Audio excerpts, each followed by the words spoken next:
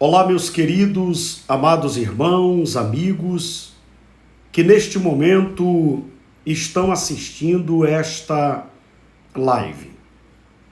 Hoje eu estou aqui para dar continuidade a um estudo que começamos há alguns dias do capítulo 41 de Gênesis. Nós começamos um estudo e estamos ministrando há alguns dias sobre a perspectiva de liderança, observando as atitudes de Faraó neste capítulo 41 de Gênesis. A palavra de Deus, ela é resposta. A palavra de Deus, ela é direção. Quando alguém, seja quem for, tem dificuldade de aceitar a palavra, mostra que esta pessoa, este indivíduo, chegou a um extremo inaceitável. Quando uma pessoa tem dificuldade de guardar uma palavra, de aceitar uma orientação de Deus, este indivíduo está chegando ao ponto de não ter mais jeito. E quando Paulo escreve aos Tessalonicenses, ele diz assim: notai dentre vós quem é rebelde ao que eu falo. Não se misture com ele, para que ele se envergonhe, porém não negue a fala. Observe que Paulo está dizendo: há determinadas pessoas que não adianta você tentar ajudá-las. Há determinadas pessoas que não adianta você tentar convencê-las. Há determinadas pessoas que elas precisam aprender com a vida. Há determinadas pessoas que é o próprio Deus quem amansa com as circunstâncias, com os tratamentos que Deus dá.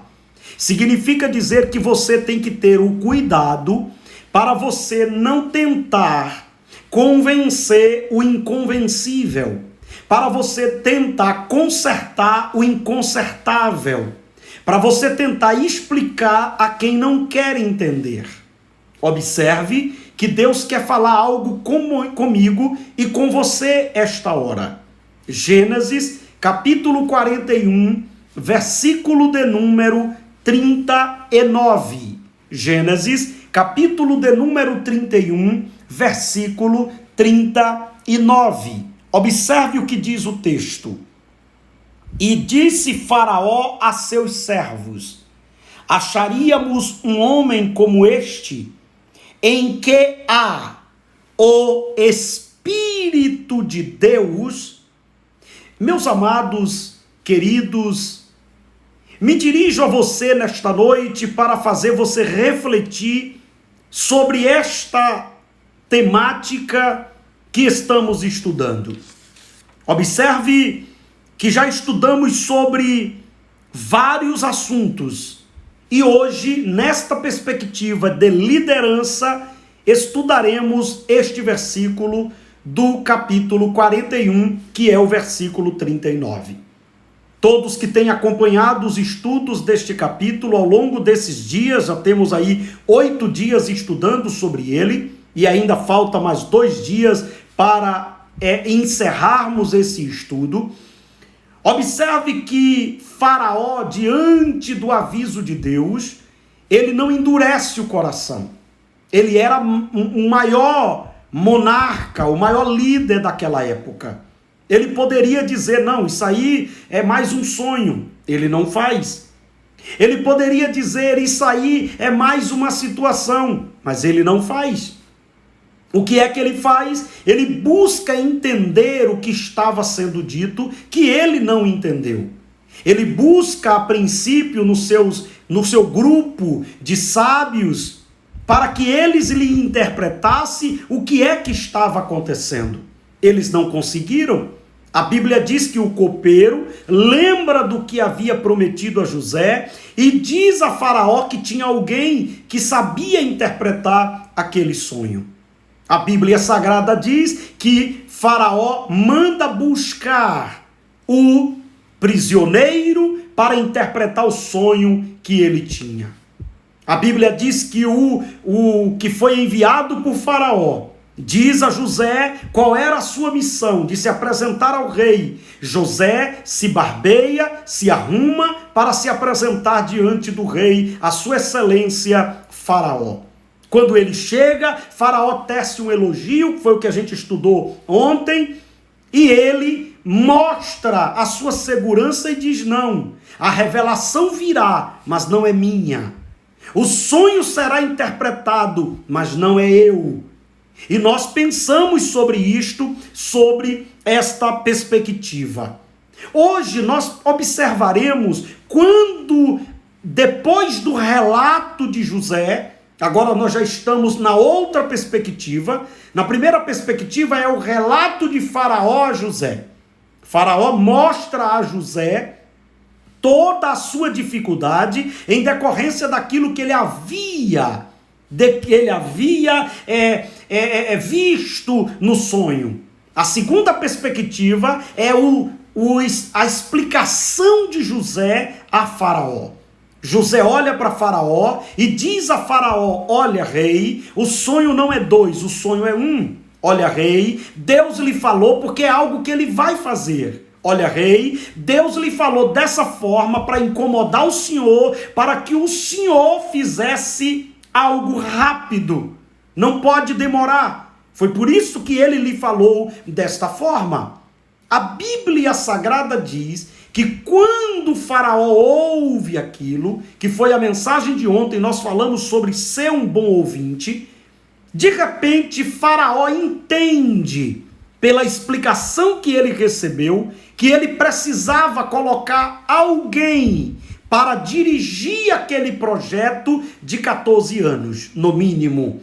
O projeto tinha no mínimo 14 anos de ação e provavelmente ele durou muito mais do que isso. Porque a explicação era 7 anos de fartura e 7 anos de escassez. Esta pessoa tinha que ser um bom gestor. Esta pessoa tinha que ser um bom administrador. Esta pessoa tinha que ter competências administrativas para durante toda a terra do Egito. Esta pessoa tinha que ser um líder para comandar, capitanear este projeto. E o que é que Faraó pensa? Eu preciso colocar alguém. A primeira coisa que a gente precisa entender aqui nesse texto é que nós não podemos fazer tudo sozinhos. Existem muitas pessoas que estão cansadas, estão exaustas, o trabalho está moroso, porque ele sabe o que tem que ser feito, mas ele não confia em ninguém.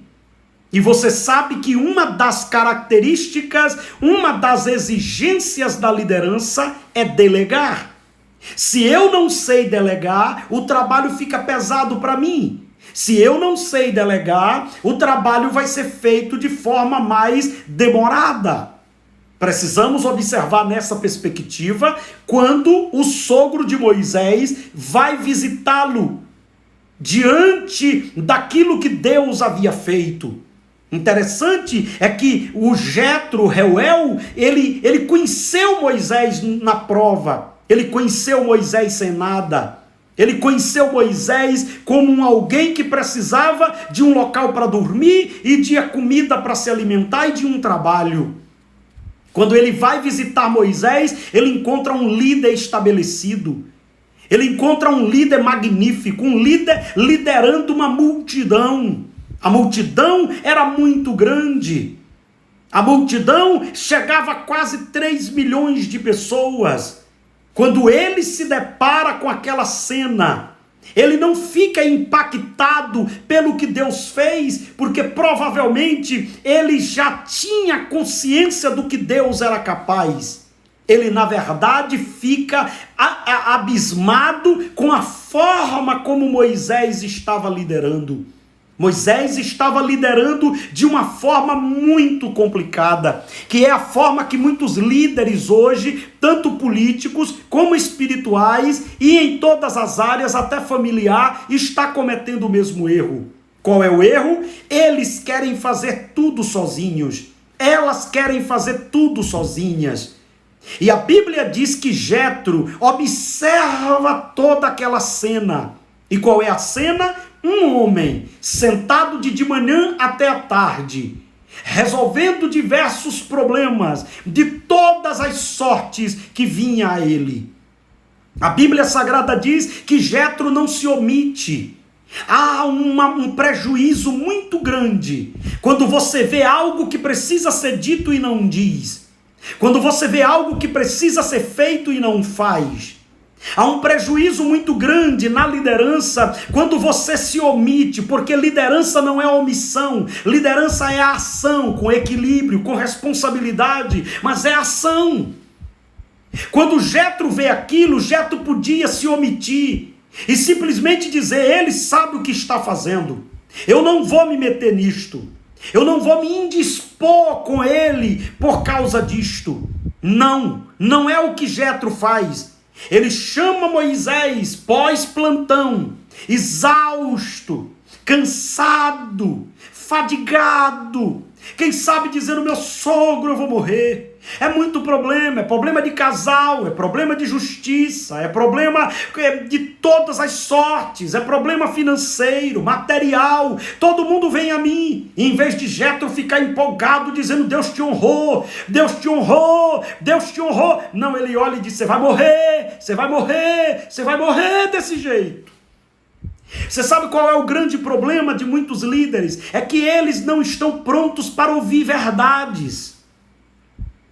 Maquiavel, no livro O Príncipe, que é o livro de cabeceira de todo político, ele que inventou o marketing político, ele diz que todo líder precisa ter alguém perto dele que lhe diga a verdade sem sofrer retaliações.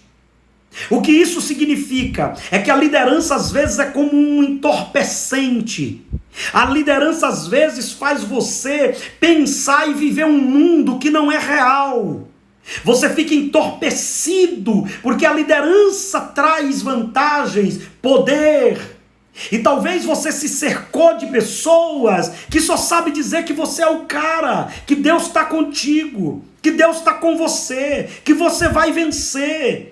Mas às vezes a gente precisa ouvir pessoas como Jetro, como José, pessoas que não afagam o nosso ego, pessoas que não nos bajulam, pessoas que não querem simplesmente as benécias de estar perto do rei, mas que ama o rei. Sabe por quê, amigo, amiga? O bajulador não gosta do rei, ele gosta do trono. Quando ele vê que tem outros se aproximando do trono, ele pula do barco e deixa você. Não se engane. Esta hora eu quero deixar esta palavra para você. Você precisa ter o cuidado de admitir, como Faraó, que sozinho, por mais poder que você tenha, por mais capacidade que você tenha, você não vai conseguir fazer tudo só. É isso que Reuel, é isso que Jetro diz a Moisés: Moisés, você vai morrer. Moisés, não é assim. Moisés, você precisa repartir responsabilidades. Moisés, você precisa delegar. Moisés, você precisa treinar pessoas, confiar em pessoas. Moisés, você precisa entender que não é só você que tem a unção sua pode ser repartida, e depois a gente vê isso acontecendo. E Jetro dá um conselho magnífico. O que é que Jetro diz? Jetro diz assim: olha, eu vou te dar um conselho, separe homens de 10, de 100, de 1000 e de 10.000, você vai delegar autoridade. Você vai mostrar a estas pessoas que elas vão se reportar aos seus líderes correspondentes, ou seja, o de 10 vai até o líder de 10. O grupo de 100 vai até o líder de 100, o de 1000 e assim sucessivamente. Aqui tem um detalhe que não pode ser esquecido. Quem delega precisa ter equilíbrio, porque o líder de 10 não tem capacidade de liderar 100. O líder de 100 não tem capacidade de liderar 1000. Tem um outro detalhe: o líder de 10.000 é subutilizado quando você usa ele para liderar 100. Preste atenção que na passagem dos talentos, Deus está mostrando ali que o Senhor deu os talentos de acordo com a capacidade dos servos. E isto precisa ser colocado em prática. Não é delegar por delegar. Não é delegar porque você tem que delegar. Não é delegar para dizer eu estou botando as pessoas para fazer. É quem você está delegando. Como você está delegando. Às vezes nós estamos matando pessoas. Quando eu delego 10.000 para uma pessoa que tem capacidade de 1.000, eu estou matando ela e eu vou prejudicar todo o projeto. A gente precisa entender que valorizar as pessoas não é dar a elas o que elas querem. Valorizar as pessoas é dar a elas o que elas têm condição de suportar. Você precisa entender, eu preciso entender, que liderar não é simplesmente sair distribuindo cargos e funções. Porque você pode ter um grande problema quando você delega a quem não tem estrutura. E é aqui que entra a mensagem de hoje. Eu preciso delegar, é verdade. A liderança é delegar, é verdade. Nenhum líder trabalha sozinho, é verdade. Nenhum líder consegue fazer um grande trabalho sozinho, é verdade. Você nunca vai encontrar um grande trabalho feito por um único homem. Você nunca vai ver um local que está fluindo com uma pessoa só comandando tudo. Não é verdade? Às vezes você vê um show, tem um artista no palco, mas tem 200 nos bastidores. Para que aquele artista consiga exercer bem a sua função, ele precisa de todo um contexto. O artista pode ser bom, mas se o som estiver ruim, o show não é legal. Compromete o show. Olha, se ele é um grande artista, um grande intelectual, mas se a iluminação, se a climatização, se a forma das pessoas chegarem, a forma delas sentarem, é por isso que você vai ver pessoas que elas observem, elas vão fazer o show e de tarde elas vão passar o som, para elas terem uma ideia do ambiente. Então tem uma pessoa no palco, mas tem 200 atrás das câmeras, para que aquilo consiga fluir, para que aquilo consiga aparecer, para que aquilo possa dar resultados. Às vezes nós que somos os líderes principais, somos os artistas principais, estamos no palco.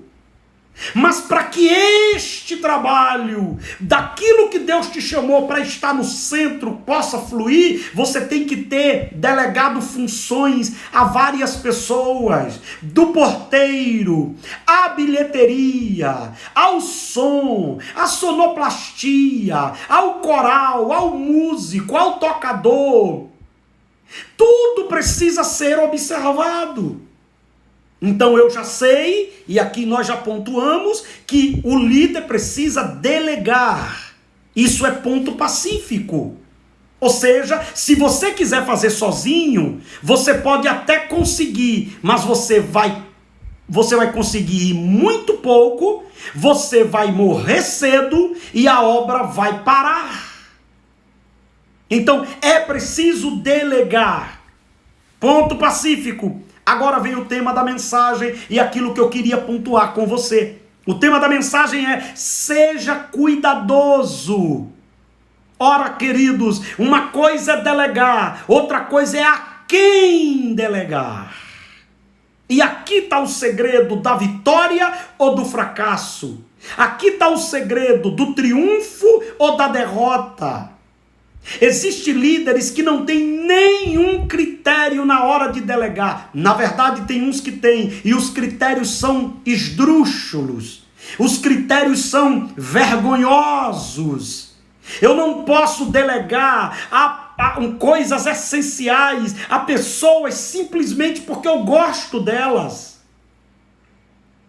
Eu não posso delegar pontos principais a pessoas simplesmente porque eu acho que ela dá para aquilo ali.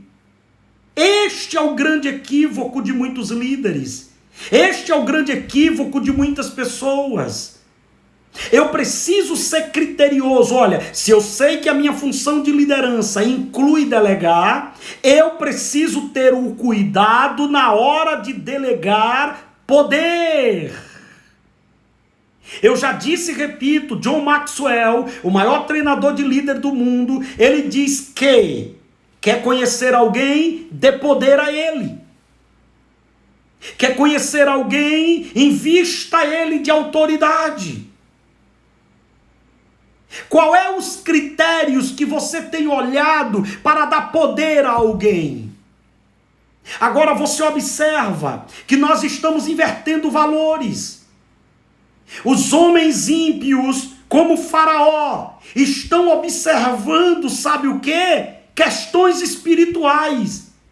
E às vezes nós que somos espirituais, estamos observando, sabe o quê? Coisas carnais. Olha o que diz o versículo 39.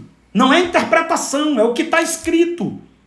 E disse Faraó a seus servos: acharíamos um homem como este, em que haja o Espírito de Deus. Olha que ele não diz: acharíamos um homem capaz? Acharíamos um homem que sabe falar? No Egito tinha gente capaz, no Egito tinha gente que sabia falar, no Egito tinha gente preparado, no Egito tinha gente pós-graduado, no Egito tinha gente que sabia falar outros idiomas, no Egito tinham diplomatas de primeira categoria, no Egito tinham homens preparados nas melhores faculdades. Se você não sabe, as melhores faculdades do mundo na época eram no Egito. Mas quando o Faraó diz: epa, peraí, para esse aqui, para esse mistério aqui, precisa ter alguém que tenha o Espírito de Deus.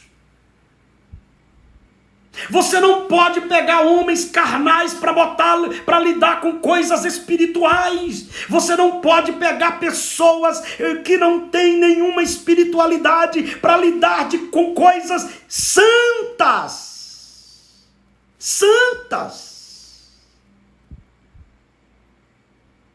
E isto é preciso entender, é preciso a gente compreender. Você sabe por que tem muita gente com problema? Porque delegou poder a quem não tinha condição de ter. Nós estamos vendo agora no Brasil pessoas exercendo funções de prefeito, governadores, principalmente estes que eu estou pontuando, sem equilíbrio. Sem equilíbrio. Ou seja, nós delegamos poder a pessoas que não têm o Espírito de Deus, pessoas que estão tomando atitudes que, se Deus não tiver misericórdia de intervir, que vai intervir, nós teremos um problema seríssimo. Porque existem pessoas que não podem ter poder. Existem pessoas que não podem ter autoridade. Quando elas têm autoridade, elas pensam que são melhor que todo mundo. Vamos estudar a Bíblia para a gente ver isto. A Bíblia Sagrada diz sobre um homem chamado Amã. Amã é o retrato de pessoas que não podem ter poder. Amã é o retrato de homens e mulheres que não podem ter poder. Sabe por quê? São pessoas que começam a ser infectadas, envenenadas pelo poder que recebeu. Foi isso que aconteceu com Amã. Amã estava cheio de eu. E o que é que Amã pensa? Ele achava que todo mundo tinha que se prostrar diante dele. Ele achava que todo mundo tinha que se render diante dele. Ele achava que todo mundo tinha que adorá-lo. E um homem chamado Mardoqueu não faz isso. E isso provoca a ira dele. A ira dele. Líder tem que aprender, ter autocontrole. Eu vi hoje algo lamentável, ontem na verdade.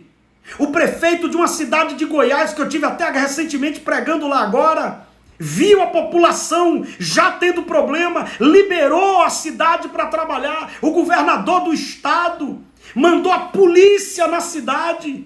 E foi lá que aconteceu aquela cena de uma senhora que estava falando sobre as pessoas terem que trabalhar sendo algemada. Uma senhora, uma mãe de família, sendo algemada por policiais, com a mão para trás, com estupidez. Cadê as defensoras das mulheres? Cadê as feministas? Você já viu que todas essas bandeiras, elas são ideológicas? Cadê as defensoras das mulheres? Mexeu com uma, mexeu com todas. Que defendeu aquela senhora, uma senhora de idade, que estava sendo algemada como bandida. Sabe o que é isso? Líderes que não têm estrutura para ter poder. E quando senta na cadeira que vê o poder que tem, não sabe usar. Eu estou contextualizando, para alguém não dizer assim, pastor, o senhor está misturando igreja com política, palavra com política. Não, eu estou contextualizando a mensagem, porque os dias é este, e eu estou contextualizando com os nossos dias. Demos poder a homens inescrupulosos, demos poder a homens arrogantes, demos poder a homens, alguns até malignos. Aí Faraó, um ímpio, chega e diz: acharíamos no Egito um homem que tenha o Espírito de Deus. Acharíamos porventura? Não, não tem. Tem preparado, tem formado, fala bem, canta bem, prega bem, mas não tem o Espírito de Deus, minha gente.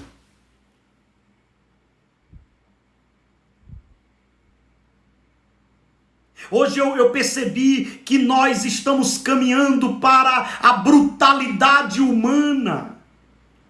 Eu até publiquei aí agora, antes de começar a live, eu percebi que nós estamos em uma sociedade animalesca, irracional. Teve uma senhora que foi para frente do Palácio do Planalto e fez um vídeo que comoveu o Brasil. Na verdade, comoveu mais o choro da filha dela que estava do lado do que ela. E isso viralizou. As pessoas não se comovem nem com choro mais. Elas interpretam o choro dos outros como se elas estivessem chorando no lugar daquelas pessoas. E sabe o que fizeram? Em 1997 a mulher abriu uma empresa de dar aula com uma sócia, que essa empresa não existe mais e que ela dá aula de caligrafia. Não é que foram descobrir e descobriram que ela tinha um CNPJ que está até desativado e começaram a botar num dos comentários que a mulher era artista, que a mulher era empresária, que a mulher era isso, que a mulher era aquilo. Aí a Folha de São Paulo, que não é, né? A Folha de São Paulo fez uma entrevista com a mulher e a mulher diz: acabaram com minha vida por causa de um vídeo que eu fui pedir para trabalhar, porque desgraçaram a vida da mulher. Artista, foi comprada, pagou quanto? Empresária. Olha a minha rede social aí, vá na minha rede social antes que eles apaguem, depois que acabar a live aqui, e dê uma olhada no vídeo e veja quem foi que falou as coisas da mulher. Horrores!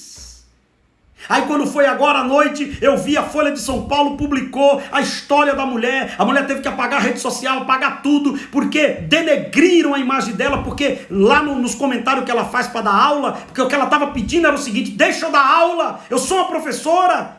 Ela montou uma instituiçãozinha para dar aula, 400 e pouco é a mensalidade, para poder denegrir o choro da mulher. Que mundo é esse? Que povo é esse? O que é que está acontecendo? Será que não é por atitudes como essa que Deus está permitindo tudo isso no mundo? A arrogância, a insensibilidade, porque a mulher está do lado de Bolsonaro e não está do lado do que ele concorda. Será que nós estamos chegando ao ponto de virar monstros, bichos? Será que esse povo não pensa que Deus não vai deixar isso por muito tempo? E a mulher agora, além de estar desempregada, está com um problema sério, porque um vídeo que ela fez, pedindo para trabalhar, alguém conseguiu malignamente, satanicamente, destruir a vida da mulher. Ou você está pensando que não tem gente aí fuçando um bocado de coisa para tentar calar a minha voz, porque eu também estou pontuando. E se você for pontuar, eles vão fazer o mesmo. Malignos. Pessoas que não podem ter poder, gente. Não podemos dar poder a gente malignas. Olha o que Faraó diz: eu não posso dar poder a quem não tem o Espírito de Deus. Nós estamos dando poder a gente que tem o espírito do diabo. Nós estamos dando poder a quem tem Satanás na vida para governar sobre nós. Crentes estão dando poder a homens malignos para governar sobre nós. E num momento como esse, olha o que está acontecendo. Não podemos dar poder a arrogantes, eles vão se voltar contra nós. Poder tem que ser dado a quem tem equilíbrio, a quem tem condição, a quem tem o Espírito de Deus. Foi isto que Faraó fez. Agora olhe para mim, um ímpio com mais inteligência do que muitos pastores, do que muitos crentes. Você sabia? Não se assuste, não se assuste. Pelo amor do sangue de Jesus, prometa que você não vai se assustar. Está prometido? O presidente da República conclamou um jejum nacional para todo o povo de Deus fazer um jejum pela nação. Domingo agora, dia 5. Você sabia que tem pastor contra? Você sabia que eu debati hoje em um grupo de pastores, que tem pastores contra o jejum que foi convocado pelo presidente da República do Brasil? Você sabia? E qual é o argumento? É que está misturando igreja com Estado. Igreja com Estado não pode se misturar. Eles precisam assistir o vídeo que eu falei aí sobre submissão e hipocrisia. Quando eu concordo, eu uso um versículo. Quando eu não concordo, eu já uso outro versículo. Gente de vários ministérios dizendo que é um absurdo um presidente convocar um jejum. Irmãos, o rei de Nínive, um homem mau, maligno, ímpio, conclamou um jejum por causa da miséria que estava anunciada para Nínive. E sabe o que é que acontece? Deus ouve o jejum e decide não matar o povo. Decide não matar o povo.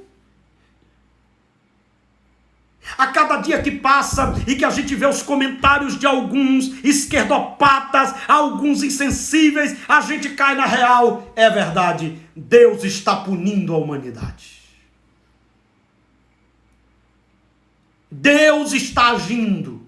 Deus está agindo. Ô pessoal, olha o que Faraó disse. Ô pessoal, a gente não pode dar poder nesse nível para quem não tem o Espírito de Deus. Nós não podemos, pessoal. Nós estamos falando aqui de um ímpio, meus irmãos. Ele está dizendo com as palavras dele: nós não podemos dar poder a quem tem o espírito do mal, o eu, o orgulho, a vaidade, a prepotência. Nós temos que dar a alguém que tenha a unção do Espírito Santo.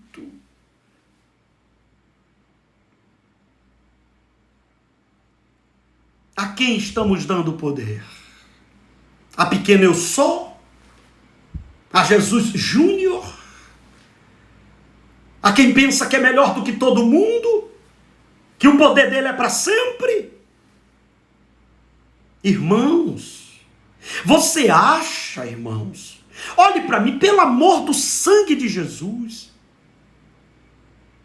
você acha que Deus no céu vai ficar impune com um governador Caiado de Goiás que manda prender uma senhora algemada na porta de um banco porque ela está expressando o que ela sente? Ela não está roubando, ela não está matando, ela não está ferindo. Você acha que Deus vai deixar um homem desse vivo, irmão? Você acha que Deus vai suportar isto?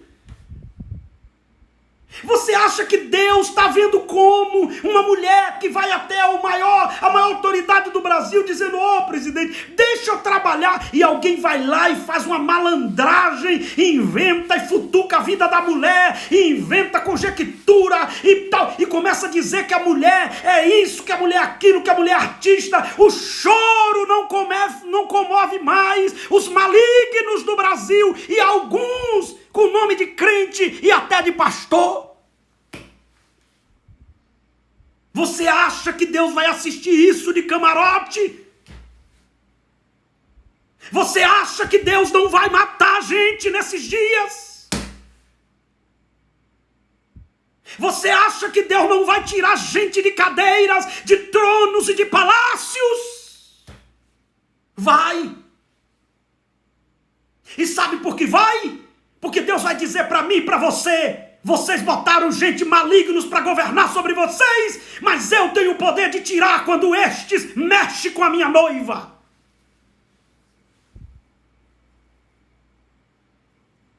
Deus vai intervir para consertar os nossos erros. Deus vai visitar palácios, mansões e governos para consertar os nossos erros. Deus não vai deixar isto assim.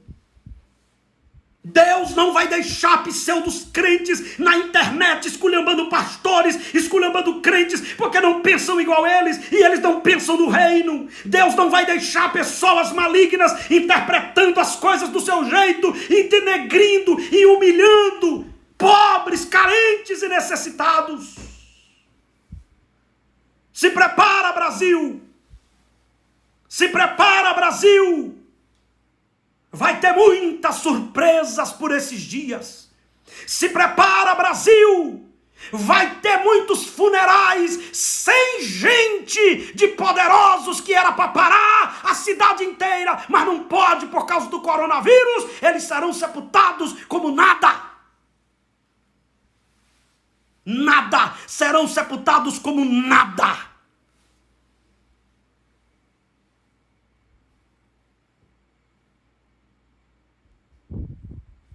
Deus não vai deixar isso assim. Erramos. Demos poder a quem não tinha condição de ter poder. O Rio de Janeiro, favelas dominadas por bandidos, facções, e o governador do Rio de Janeiro dizendo que vai prender o povo que sai na rua. Vai prender o povo. O coronel do Ceará diz que vai prender pastores e padres. E sabe o que é que alguns crentes dizem? Tem que prender mesmo, tem que prender mesmo. Tem que prender mesmo, o pastor tem que obedecer, a igreja tem que fechar mesmo, tem que obedecer mesmo. Isso não é crente não, irmão. Isso não é crente não. Isso é obra de engano. Isso é obra de engano, irmão, não é crente não. Faraó chega e diz para os servos: acharíamos alguém, colocaríamos alguém para liderar esse projeto, se esse alguém não tivesse o Espírito de Deus? Irmãos,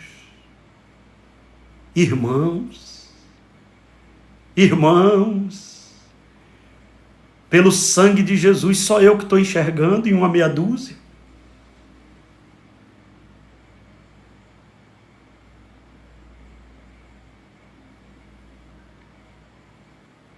Quando não temos critérios, quando não somos cuidadosos. Ô pastor, mas ele fala bem, mas não tem o Espírito de Deus, filha. Ô pastor, mas ele prega bem, mas não tem o Espírito de Deus, não. Ô pastor, mas ele é formado, mas não tem o Espírito de Deus, não, filho. Ô pastor, mas é assim, gente boa, a carinha dele é cara de anjo, mas não tem o Espírito de Deus, não.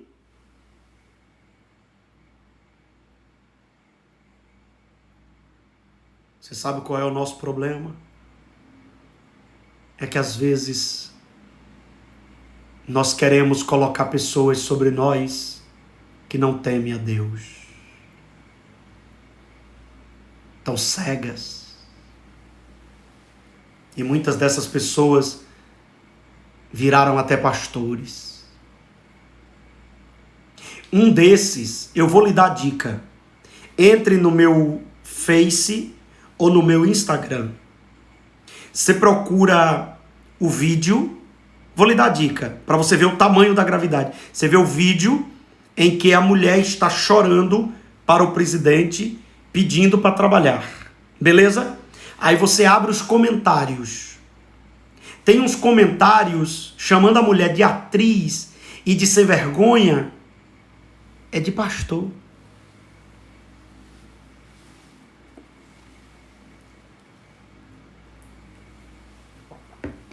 É de crente.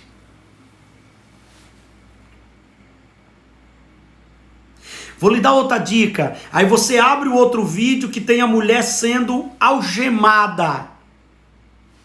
Aí você olha os comentários, o tipo do linguajar. Aí você entra, olha o perfil, diz que são crentes. Hoje eu tive que debater com pastores de várias denominações, o cara usando versículo para dizer que a convocação do jejum do presidente está errada. Usando versículo da Bíblia.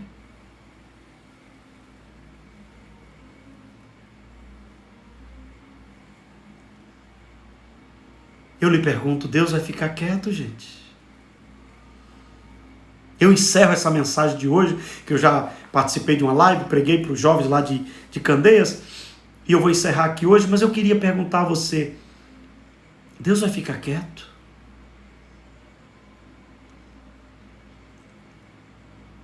Não vai não.